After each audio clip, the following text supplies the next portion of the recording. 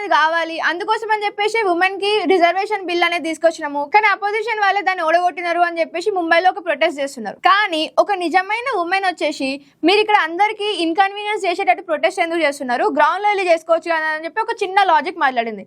So అప్పుడు ఆమె ఏమంటారు, నోరు మూసుకొని అంటారు. ఎందుకు అని అంటే వాళ్ళకి కావాల్సింది నిజమైన ఎంపవర్మెంట్ కాదు, వాళ్ళు చెప్పినట్టు వినేవాళ్ళు కావాలి, కంట్రోల్డ్ ఉమెన్ కావాలి, కంట్రోల్డ్ ఎంపవర్మెంట్ కావాలి.